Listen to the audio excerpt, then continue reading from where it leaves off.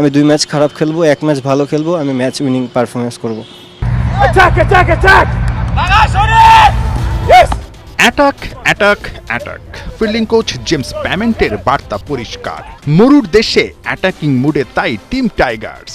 পুরো দলকে বাহবা দিয়ে চাঙ্গা করছেন নয়া কাপ্তান লিটন কুমার দাস। লিটনের প্রথম অ্যাসাইনমেন্ট প্রতিপক্ষ আরব আমিরাত। শারজায় 2 ম্যাচ সিরিজের প্রথম টি20 শনিবার।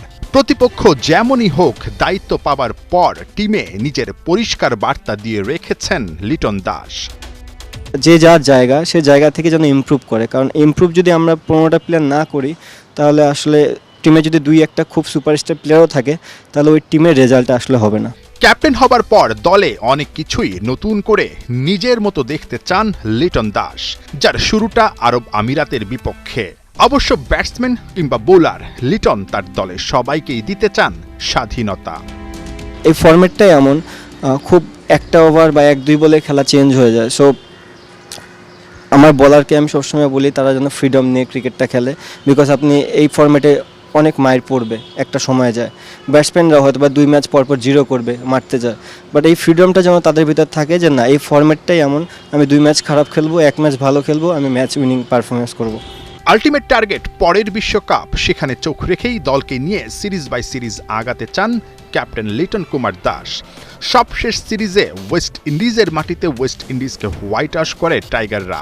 দেশের বাইরে লিটনরা ধরে রাখতে চায় সেই ধারাবাহিকতাটা।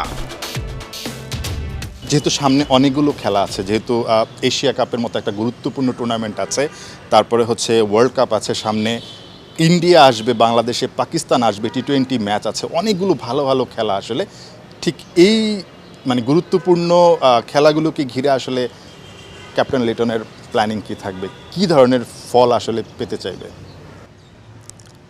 আলটিমেটলি তো যখন মাঠে নামে সবাই চায় যে আমরা জয় তো এটা মুখ্য একটা টার্গেট, যে আমাদের মাঠে ঢুকবো, সেটা আপনি 1 রানে জিতেন আর 20 রানে জিতেন, 100 রানে জিতেন, এটার যে আনন্দ, এই আনন্দ আসলে অন্য কিছু দিয়ে আপনি কাভার করতে পারবেন না।